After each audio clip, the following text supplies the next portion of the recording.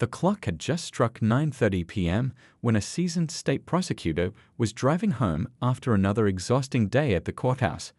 The streets were quiet, with only a few cars passing by under the warm glow of streetlights. She had spent the entire day preparing for a major case, and all she could think about was getting home to finally rest. The gentle hum of her car's engine and the soft music playing on the radio were suddenly interrupted by the piercing flash of blue and red lights in her rearview mirror. She checked her speedometer. She was going exactly the speed limit. Her turn signals were working fine, and her license plate was up to date. There was absolutely no reason for this stop. Her heart started beating faster, not from fear, but from a familiar feeling of frustration. As a black woman who had spent 15 years fighting for justice in the courtroom, she knew all too well what might be happening. Still, she did exactly what she had advised countless others to do: stay calm, follow procedure, and document everything. She pulled over smoothly, turning into a well-lit area near a local convenience store. Her hands moved deliberately to the steering wheel, positioned at 10 and 2 o'clock, just as she'd learned. The prosecutor took a deep breath and reached slowly for her phone, placing it carefully on the dashboard to record whatever was about to unfold. Through her side mirror, she watched the police officer approach.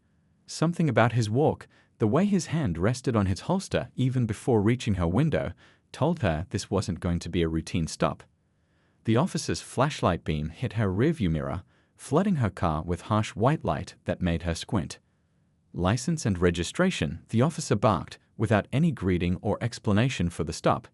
His tone was sharp, unnecessarily aggressive for what should have been a routine interaction. The beam of his flashlight moved deliberately across her face, then around the interior of her car, as if searching for something, anything, to justify his actions. "Good evening, officer," she replied calmly, her voice steady despite the tension building in her chest. "May I ask why I'm being pulled over?" It was a simple question, one that any citizen had the right to ask. But the officer's reaction was immediate and telling. His posture stiffened, and his grip on the flashlight tightened. "I said, license and registration," he repeated, louder this time, as if volume could mask the lack of probable cause. "You can ask questions after you comply with my orders." The prosecutor kept her hands visible on the steering wheel, her movements slow and deliberate. "Officer, I understand you're doing your job, but I have the right to know why I'm being detained. I was following all traffic laws, and I'd appreciate knowing the reason for this stop." The officer's face hardened, his jaw clenching visibly under the streetlight. What happened next would spark a chain of events that would expose deep-rooted problems within the police department and lead to changes nobody in that quiet suburban street could have predicted that night. Her years of legal experience told her to stay calm, to keep recording, and to remember every detail. But even with all her training and experience, nothing could have prepared her for how quickly things were about to escalate, or how this ordinary drive home would turn into a pivotal moment in the ongoing conversation about police reform and racial justice in America. As she reached for her documents, she couldn't help but think about all the similar cases she'd prosecuted, all the stories she'd heard from others who'd been in this exact situation. The only difference was, this time, the person being profiled wasn't just any citizen, she was the very person tasked with upholding justice in their state's courts. And that fact was about to turn this seemingly routine traffic stop into something much bigger than anyone could have anticipated. The prosecutor's door creaked open as she stepped out into the cool night air, her movements deliberate and careful. The convenience store's neon signs cast an eerie glow over the scene, while passing cars slowed down, their drivers watching the drama unfold. Her phone continued recording from its position on the dashboard, capturing every moment of what was about to happen. "Hands where I can see them," the officer barked, despite her hands being clearly visible the entire time. The second officer had positioned himself behind her, creating a sense of intimidation that she knew was completely unnecessary for a simple traffic stop. She could feel her legal training kicking in, mentally documenting every procedural violation occurring.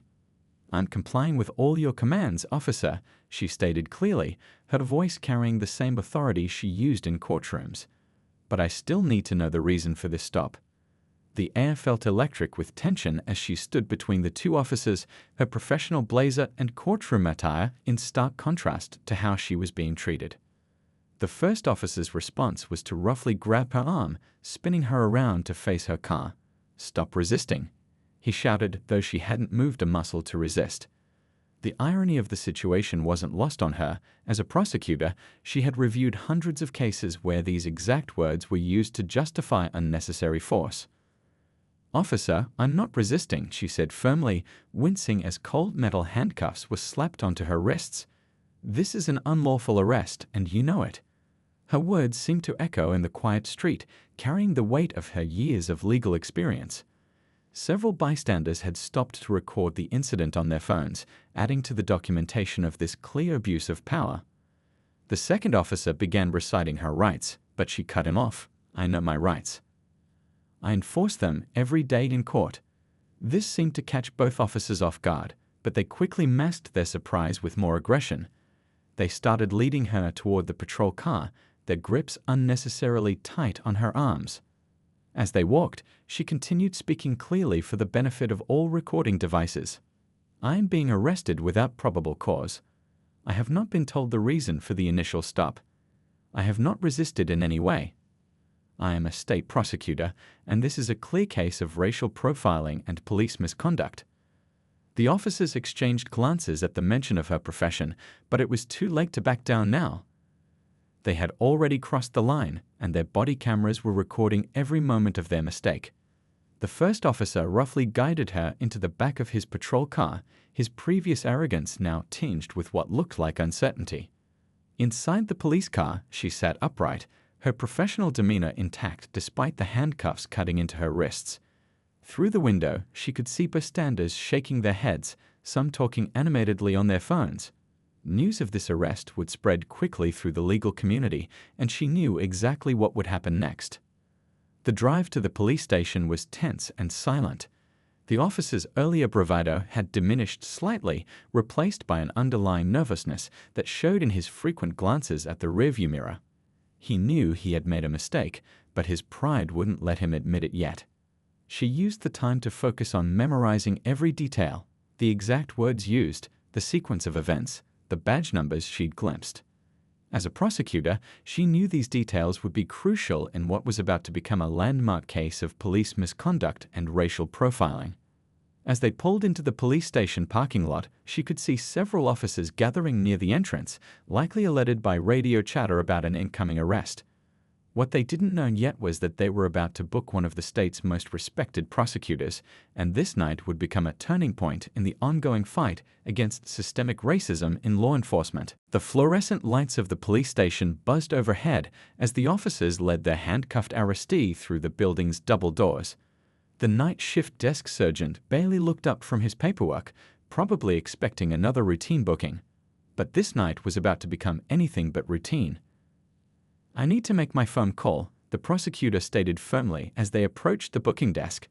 Her voice carried the same authority she used when addressing a courtroom, causing several nearby officers to look up from their work. The arresting officer tried to interrupt, but she continued, "It's my right, and you know it." The booking officer began the standard procedure, asking for her name and information. When she stated her full name and occupation, his fingers froze over the keyboard. He looked up slowly, his face draining of color as recognition dawned.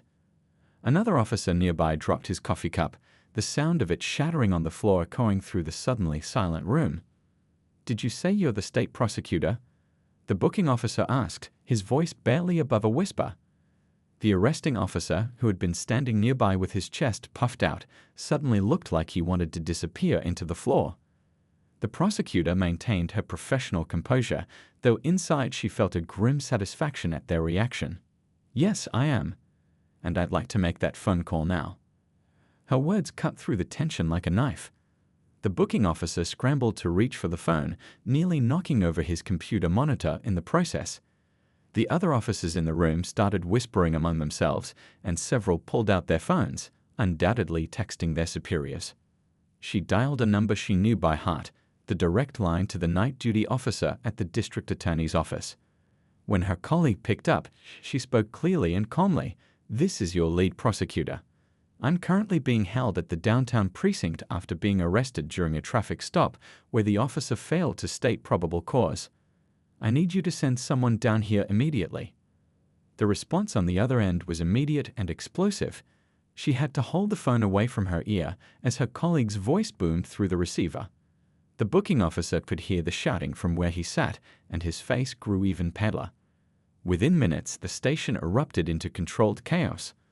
Officers were running back and forth, making calls, and desperately trying to figure out how to handle this situation. The arresting officer had retreated to a corner, engaged in what appeared to be a very intense phone conversation with someone who was probably his superior. The prosecutor sat calmly in the booking area, still handcuffed, watching as the department's usual procedures crumbled around her. She could have demanded immediate release. Her colleagues were already on their way with enough legal firepower to shake the entire department. But she chose to stay right where she was, letting the scene unfold. Each passing minute felt like an hour as more officers and officials began arriving at the station. The night shift had turned into an impromptu meeting of high-ranking police officials, all trying to handle this increasingly disastrous situation. The whispers and worried glances told her everything she needed to know. They realized just how badly they had messed up. Through the station's windows, she could see news vans beginning to arrive, their satellite dishes extending into the night sky. Word had gotten out, and this was quickly becoming more than just a wrongful arrest. It was becoming a symbol of everything wrong with the system, and she knew her next actions would be crucial in pushing for real change. As she waited for her colleagues to arrive, she mentally prepared herself for what would come next. This wasn't just about her anymore, it was about every person who had ever been profiled, every citizen who had faced unfair treatment, and every officer who needed to learn that badge or no badge, the law applied equally to everyone. The police station doors burst open as the police chief rushed in, still adjusting his tie over a hastily buttoned shirt. It was clear he'd been pulled from home for this crisis. His eyes widened when he saw the prosecutor sitting calmly in the booking area, still in handcuffs, her courtroom attire a stark contrast to her current situation. "Get those cuffs off her immediately," he ordered, his voice echoing through the now crowded station. But the prosecutor raised her hand slightly, stopping the approaching officer in his tracks. "Actually," she said, her voice clear and measured, "I'd prefer to go through the entire process just like any other citizen would." The chief's face showed a mix of respect and concern as he processed her words.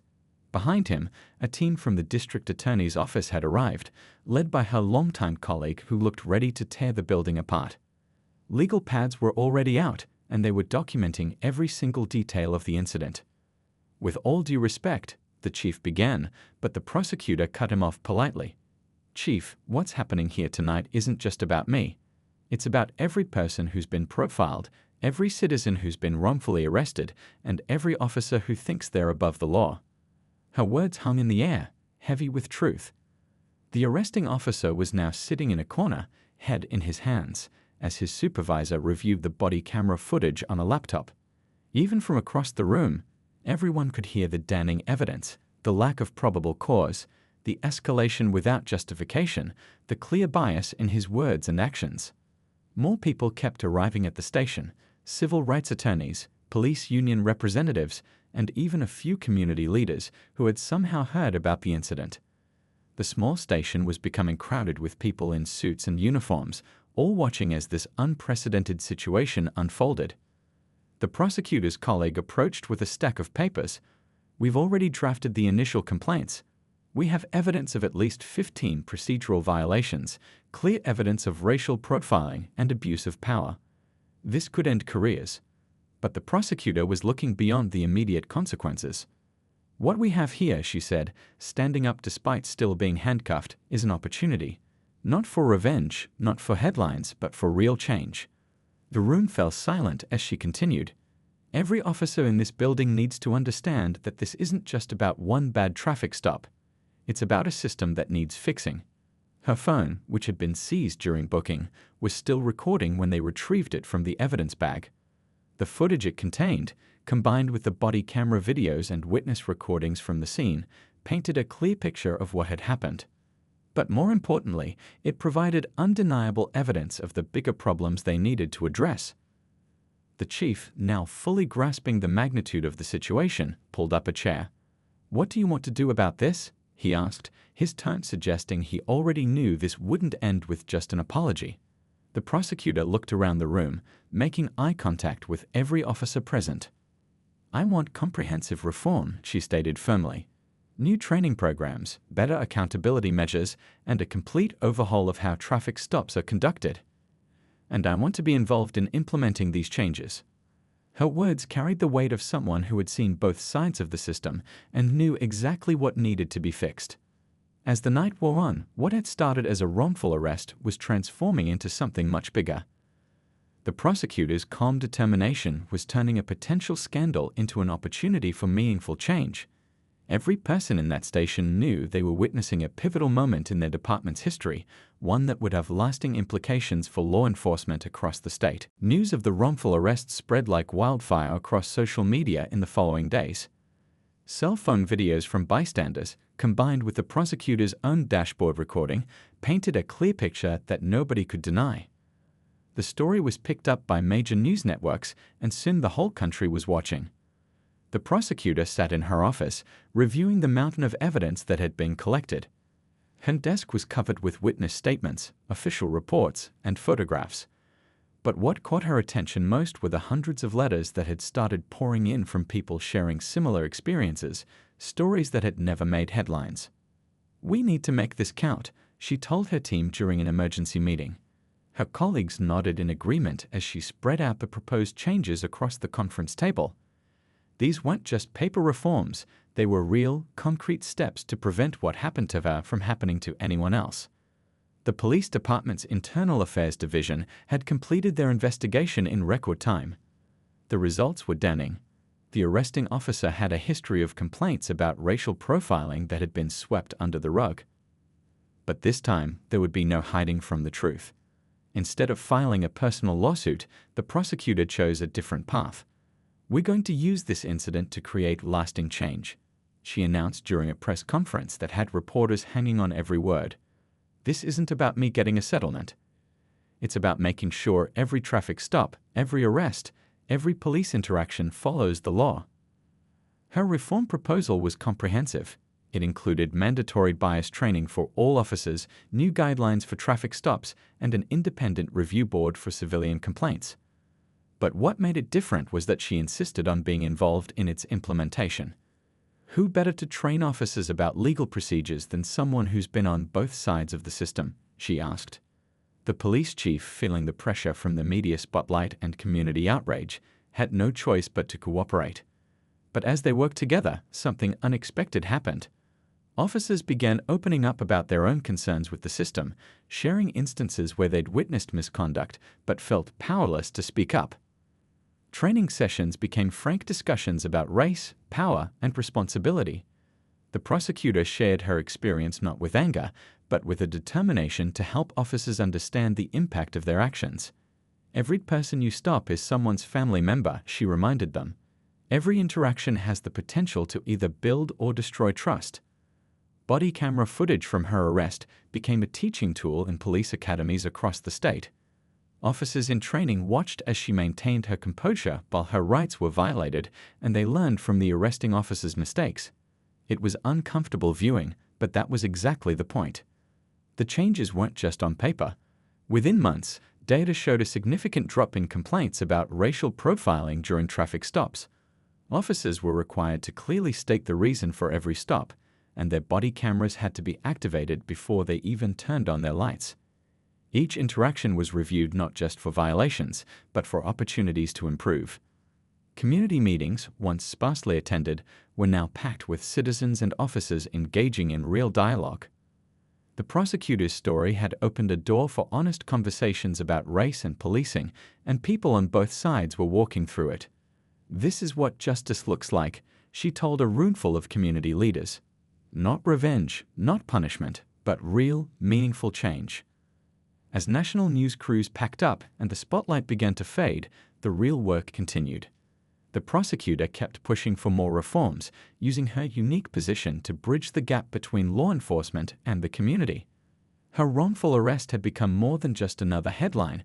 It had become a catalyst for the kind of change that everyone knew was long overdue. 1 year after that fateful traffic stop, the prosecutor stood at a podium in front of the state capitol.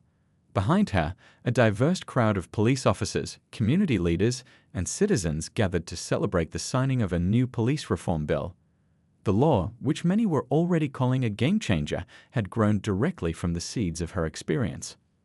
"When I was wrongfully arrested that night," she began, her voice carrying across the hushed crowd, "I had two choices. I could let anger consume me, or I could channel that experience into positive change." She paused, looking out at the faces before her, some familiar from that night, others new allies in the fight for reform. The changes over the past year had been remarkable. Traffic stop complaints had dropped by 60%. Body camera footage was now reviewed regularly by a civilian oversight board. But most importantly, the relationship between police and the community had begun to heal. "Last week," she continued, "I was pulled over for a broken taillight. A murmur went through the crowd. The officer approached my car, introduced himself, explained why he stopped me, and treated me with complete respect. That's not just because he recognized me, it's because our new training and procedures are working." In the front row, the former arresting officer sat quietly. After the incident, he'd gone through extensive retraining and had become an unexpected advocate for change. He now helped train new officers, using his own mistakes as powerful teaching moments. "We can't change the past," he often told his trainees, "but we can learn from it and do better." The prosecutor's office had transformed too. They'd created a special unit dedicated to reviewing police conduct and implementing reforms. Young lawyers, inspired by her story, were choosing to focus their careers on civil rights and police accountability. The ripple effects were spreading far beyond their state. "But our work isn't done," she reminded the audience, holding up a thick folder of letters. "Every week, I still receive messages from people sharing their stories of discrimination. The difference is, now we have a system in place to address these incidents and prevent them from happening again." The new law required all police departments in the state to implement similar reforms to those that had proven successful in their city. Body cameras were now mandatory. Traffic stop procedures had been completely overhauled. And most importantly, there was real accountability when officers crossed the line. She looked over at a group of police cadets standing at attention in their dress uniforms. To our future officers, she addressed them directly, "You're entering law enforcement at a crucial time. You have the opportunity to be part of a new chapter in policing, one where respect, fairness, and accountability aren't just words in a manual, but the foundation of everything you do." The crowd broke into applause as she held up the signed bill. But it wasn't just applause, it was hope made audible. Hope that one person's worst night could lead to everyone's better tomorrow. Hope that systems could change when people were brave enough to demand it. After the ceremony, she walked through the crowd, stopping to talk with officers and citizens alike. Each conversation, each handshake, each shared story reminded her why this work mattered. A young black girl approached her, clutching a notebook. "I want to be a lawyer like you," she said shyly. "I want to help make things better too." The prosecutor smiled, remembering her own childhood dreams of justice. That dream had been tested on a dark night during a traffic stop, but it hadn't broken. Instead, it had grown stronger, expanded to include more people, more possibilities for change. As she looked out at the diverse crowd of people working together for reform, she knew that sometimes the worst moments could lead to the best changes if you were brave enough to stand up and make them happen.